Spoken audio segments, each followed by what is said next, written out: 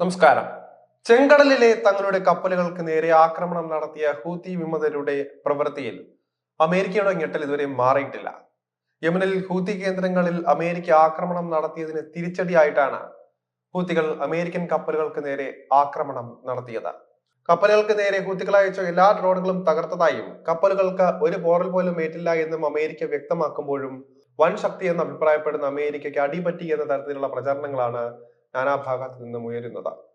കഴിഞ്ഞ ദിവസം യമനിലെ ഹൂതി കേന്ദ്രങ്ങളിൽ അമേരിക്ക വ്യാപകമായ ആക്രമണം നടത്തിയിരുന്നു.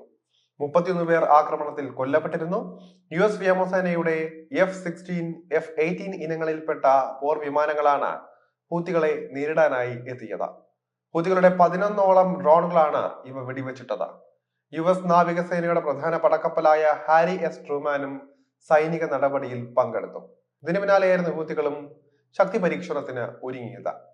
നേരത്തെ ഹാരി എസ് ട്രൂമാൻ ഉൾപ്പെടെയുള്ള അമേരിക്കയുടെ പല പടക്കപ്പലുകളെയും ആക്രമിച്ചതായി ഹൂത്തികൾ അവകാശപ്പെട്ടിരുന്നു. എന്നാൽ ഇക്കാര്യം അമേരിക്ക തള്ളിക്കളയുകയായിരുന്നു. ബാലിസ്റ്റിക് മിസൈലുകളും ക്രൂയിസ് മിസൈലുകളും ഉപയോഗിച്ചാണ് കപ്പലുകളെ തങ്ങൾ ആക്രമിച്ചതെന്നായിരുന്നു ഹൂത്തികളുടെ അവകാശവാദം.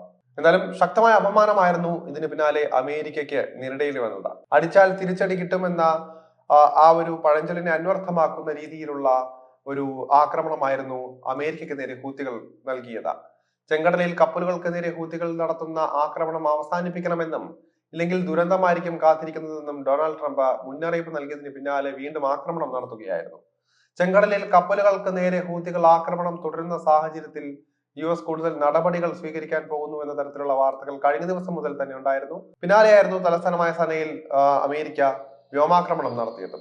ട്രംപ് രണ്ടാം തവണയും പ്രസിഡന്റായ ശേഷം മിഡിൽ ഈസ്റ്റിൽ അമേരിക്ക നടത്തുന്ന വലിയ സൈനിക നടപടിയായിട്ട് ഇതിനെ കാണാം. അതേസമയം ഒരു വശത്ത് നിന്ന് കടുത്ത ആക്രമണങ്ങൾ അമേരിക്ക അഴിച്ചുവിട്ടിട്ടും തങ്ങൾക്കെതിരെ തിരിയുമ്പോൾ അതിനെതിരെ ഉറഞ്ഞു തുള്ളുന്ന സമീപനമായിരുന്നു ട്രംപ് സ്വീകരിക്കുന്നത്. തിരിച്ചടി നേരിടുമ്പോൾ അമേരിക്കയുടെ വാക്കുകളിൽ തന്നെ പ്രതിഷേധം നിറയുകയാണ്. അതാണ് ഭീഷണിയായി മാറുന്നതും. അടി കൊടുത്താൽ തിരിച്ചടി കിട്ടുമ്പോൾ ഹാലിളകുന്ന നയം അതായിരുന്നു ഇപ്പോൾ അമേരിക്ക സ്വീകരിച്ചുകൊണ്ടിരിക്കുന്നതും. നിങ്ങളുടെ സമയം അവസാനിച്ചു, നിങ്ങളുടെ ആക്രമണം ഇന്നു മുതൽ നിർത്തണമെന്ന് ട്രംപ് ട്രൂത്ത് സോഷ്യലിലും കുറിച്ചു. അമേരിക്കൻ കപ്പലുകൾക്ക് നേരെ ഹൂത്തികൾ നടത്തുന്ന ഒരു ആക്രമണവും ഇനി അനുവദിക്കില്ല എന്നാണ് ട്രംപ് പറയുന്നത്. പക്ഷേ ഒരു വശത്തു നിന്ന് ആക്രമണം അഴിച്ചുവിടുന്നത് ട്രംപ് തന്നെയാണെന്നതാണ് മറ്റൊരു യാഥാർത്ഥ്യം. ഹൂത്തികൾക്ക് പിന്തുണ നൽകുന്നത് അവസാനിപ്പിക്കണമെന്ന് ഇറാനോടും അമേരിക്ക ആവശ്യപ്പെട്ടിട്ടുണ്ട്. എന്നാൽ ഇറാൻ അമേരിക്കയുടെ ഒരു വാക്കിനെ മുഖവിലേക്ക് എടുത്തിട്ടില്ല. 2023 നവംബർ മുതൽ കപ്പലുകളെ ലക്ഷ്യമാക്കി 100-ലധികം ആക്രമണങ്ങൾ ഹൂത്തികൾ നടത്തിയിട്ടുണ്ട് എന്നാണ് റിപ്പോർട്ടുകൾ. ഗാസയിൽ ഇസ്രായേൽ നടത്തിയ ബോംബാക്രമണങ്ങളിൽ ഫലസ്തീൻ ജനതയ്ക്ക് ഐക്യദാർഢ്യം പ്രഖ്യാപിക്കാനാണ് ഇസ്രായേലിന്റെ കപ്പലുകൾ ഉൾപ്പെടെ ആക്രമിക്കുന്നത് എന്നാണ് ഹൂത്തികൾ പറയുന്നത്. ISന്റെ ഏറ്റവും പ്രധാനപ്പെട്ട നേതാവായ അബു ഖദീജയെ വകവരുത്തിയതിന് തൊട്ടു പിന്നാലെയാണ് അമേരിക്ക ഹൂത്തികൾക്ക് നേരെ ഇത്രയും വലിയൊരു ആക്രമണം നടത്തുന്നത്. അതേസമയം യമനിൽ അമേരിക്ക നടത്തിയ ആക്രമണത്തെ ഇറാൻ ശക്തമായി അപലപിച്ചിട്ടുണ്ട്. കുട്ടികൾ ഉൾപ്പെടെയുള്ളവർ ആക്രമണത്തിൽ കൊല്ലപ്പെട്ടു എന്നാണ് ഇറാൻ ആരോപിക്കുന്നത്.